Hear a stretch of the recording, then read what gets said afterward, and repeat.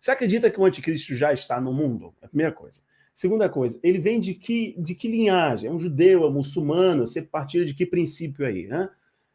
E a terceira eu vou deixar para depois, mas vamos lá, essas duas aí. Bom, eu só vou citar os textos bíblicos para ganhar tempo, não vou lê-los diretamente não, mas vou citá-los. Paulo fala, no seu tempo, no primeiro século, que o anticristo já estava presente no seu tempo, aguardando apenas aquilo que o impedia de manifestar. Segundo Tessalonicenses, né? Uhum. Exatamente. Então, Paulo descreve o anticristo como sendo algo contemporâneo a ele. Contemporâneo, ok. Contemporâneo. João, embora Paulo não use a palavra anticristo, mas ele fala das características daquele que nós identificamos como anticristo. O homem da iniquidade, o filho da perdição, que se assenta sobre o trono, o santuário de Deus, ostentando como fosse Deus, etc. As cartas joaninas também falam do anticristo como sendo algo presente em seu tempo. Tanto é que ele fala o seguinte: muitos anticristos já se espalharam pelo mundo a serviço do maior. O Apocalipse também, quando vai falar do anticristo, em Apocalipse 13, Apocalipse 17, que ele fala da mulher montada na besta, e a besta é o anticristo, ele fala o seguinte: a mulher que viste é a grande cidade que domina sobre os reis da terra, que está assentada sobre 7 colinas. 7 colinas, Eu não tenho aqui para mostrar, você até me falou de imagens, e eu acabei não pegando essa, se eu podia pegar aqui, ia ser legal para ilustrar. Mas existe uma imagem de uma moeda. Fala que eu dou uma bugada aqui, eu acho no Google, não? Roman 7 coin, 7 hills. Se você colocar coin Roman 7 hills, eu já achei no meu aqui, ó. Coloca assim, coin Roman 7 hills. Você vai ver uma moeda de Vespasiano. Já achei. Vou colocar na tela pra gente agora. Peraí. Olha que interessante essa moeda de Vespasiano. Deixa eu só ver se eu achei a moeda certa aqui. Peraí, deixa vai ter atrás, ela vai aparecer em duas formas aqui para você. Júlio César. Quando você coloca assim, Coin Roman 7 Hills em imagens, é a primeira imagem que aparece, é uma moeda com frente e verso e o fundo preto. Frente e verso com fundo preto. Deixa eu ver se é essa daqui, deixa eu colocar na tela e você vai me orientando. Eu estou aqui no Google, é bom que o pessoal vai entendendo o que você está falando exatamente. Se você quiser jogar a tela do Google, fica mais fácil também. Essa aqui? Não é essa. Escreve, o que está escrito? Eu não consigo ler aqui. Você escreveu Coin Roman 7 Hills. Aqui, tá certo? Eu não consigo ler, desculpe, eu estou sem minha lente hoje. Você escreveu Hills, H-I-L-L-S? Peraí, deixa eu parar de passar vergonha no meu inglês. Fala de novo, como é que é o Hills? H-I-L-L-S. Tá isso. Aqui. A segunda, isso. Esse preto aqui com fundo preto. Essa aí, ó, pronto, já apareceu, olha. Vocês podem olhar que é uma moeda de Vespasiano, que está Cesare Vespasianus Augustus, que era o César que destruiu Roma, que destruiu Jerusalém. E do outro lado, você tem uma mulher sentada sobre 7 colinas, 7 montes. Vocês estão percebendo aí? Eu vou ampliar a imagem, Rodrigo, acho que vai ser melhor. Eu peço desculpa, você até falou se eu tivesse alguma imagem, eu não preparei isso antes. Não, tá de boa. Mas é bom que o bate-papo vai ficando até mais assim, interativo. Até gostaria que o pessoal se manifestasse, se está claro para eles aqui o que eu estou descrevendo. Você tem, num lado, moeda, o rosto do imperador, né, com a inscrição, né, César, Vespasianus, Augustus, etc. E do outro lado você tem uma mulher sentada sobre 7 colinas. 1, 2, 3, 4, 5, 6, 7. 7 colinas. E o nome dela vem embaixo, Roma. Então, Rodrigo, por favor, Rafael, não quero desmerecer ninguém que tem uma interpretação diferente da minha, nem ser dono da verdade. Eu estou dando como eu interpreto. Então, para mim, eu não gosto muito de enfeitar o pavão. Eu deixo a Bíblia interpretar a própria Bíblia. Por quê? Se eu começar a procurar na história personagens, candidatos a anticristo, eu vou ter um monte aí. Nossa. Hitler é um bom candidato, qualquer um que Nostradamus falou, até eu vi uma vez uma charge do Caruso, que ele botava um camarada andando na rua assim, e ele falou assim, com uma placa escrita assim, o fim está chegando, Saddam Hussein é o anticristo. Aí o colega perguntou assim, mas semana passada você falou que era o Ronald Reagan. Eu falei, não, é que eu trabalho com a versão atualizada. Então, quer dizer, cada hora tem um anticristo, né? E aí o pessoal começa a fazer conta de nomes aí, qualquer nome dá 666. Até Ellen White aí falaram que ela é o anticristo, outros falam que é o Macron, lá da... o Jared Kushner. Eu vou, Abílio, então, respondendo a sua pergunta, por esses versos que eu mencionei de Paulo e João nas epístolas e no Apocalipse, eles já deram a identidade do anticristo. O anticristo é Roma.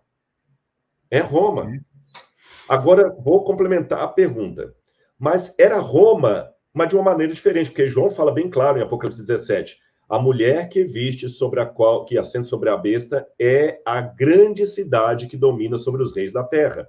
E em seu tempo, a cidade que dominava sobre os reis da terra era Roma.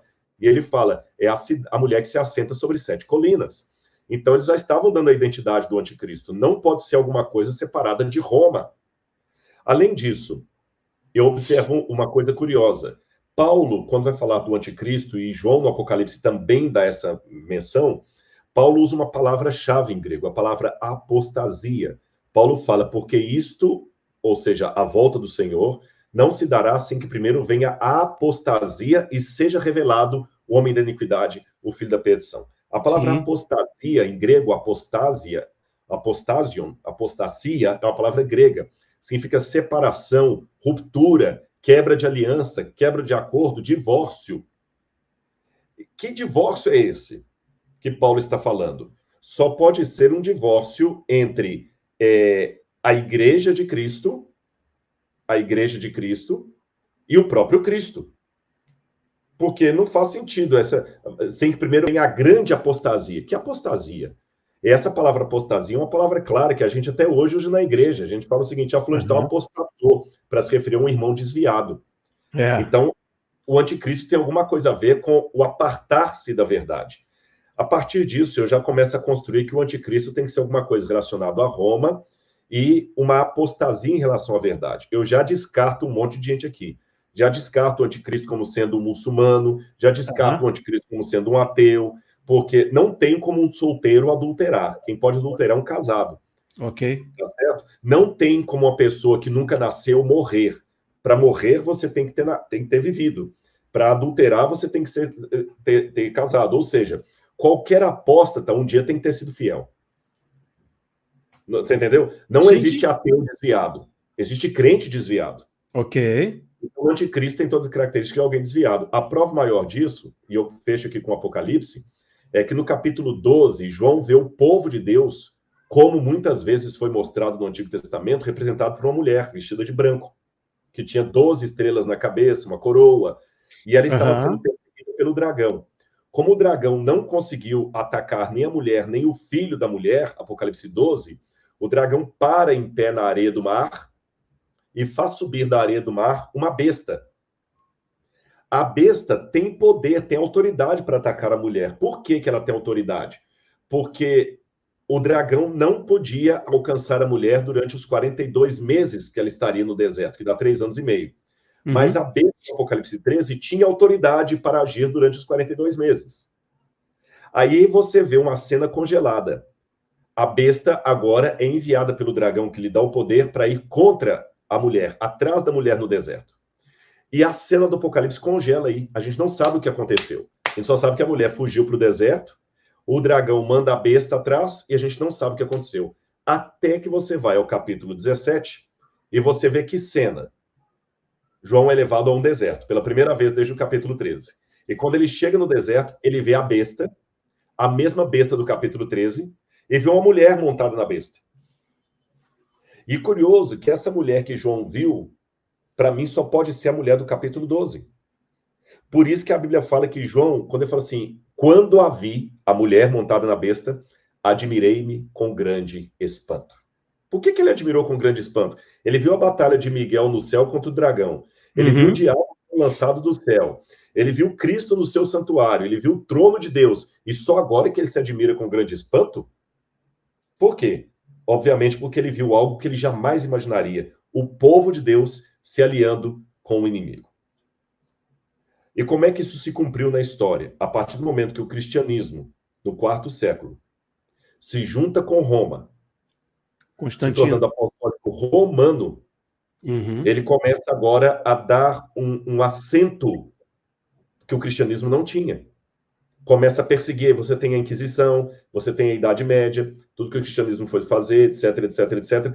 E Roma já existia nos tempos de Paulo, por isso que Paulo falou o seguinte, já existe o anticristo, ele só está esperando aquilo que o impede. O que é que impedia? Os imperadores.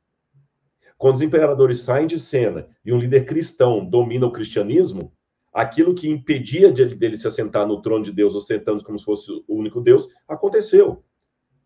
Tá certo? Agora, o que é que nós estamos vendo? Nós estamos vendo o mundo caminhando de novo para a unificação e Roma está de novo tomando a frente. Roma está tomando a frente. Quem quer unificar todos os cristãos não é a Igreja Batista.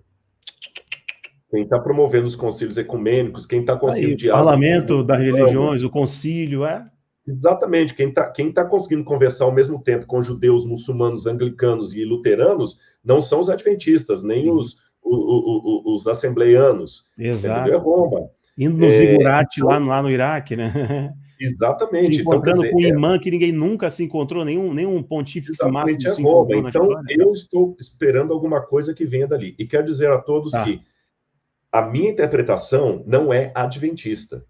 Como não? Sim. Eu quero dizer que essa interpretação existia muito antes de nascer o primeiro adventista. Assim pensavam Lutero, Calvino, Zwinglio, os irmãos morávios. Toda essa ideia de transportar a figura do anticristo de Roma para outro personagem são ideias modernas que nasceram quando um padre chamado... Nossa, agora o Google travou aqui, mas daqui a pouco eu lembro o nome dele. Daqui a pouco, nossa, tá na ponta da língua o nome aqui. Esse padre começou a propor o método preterista para dizer que o anticristo era Nero.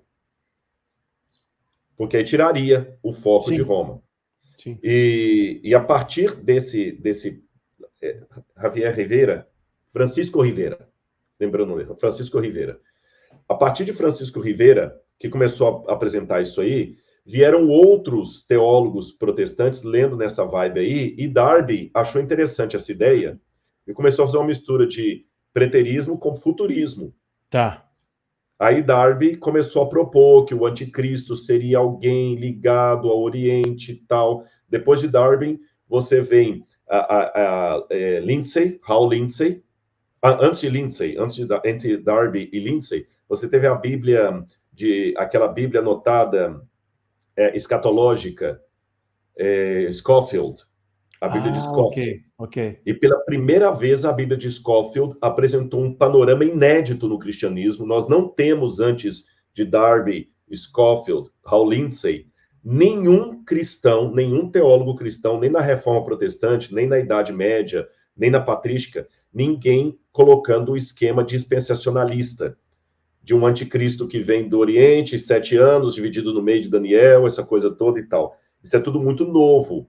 Ou seja, o que eu estou apresentando aqui é o que a Reforma apresentava, que eu sei que distou do deixados para trás. Mas é assim que eu vejo, pelo menos, a ideia do anticristo. Legal. Espero ter ajudado. Eu tentei resumir o máximo aqui. Nossa, a sua visão, a sua opinião, a gente cresce muito, com certeza, com certeza.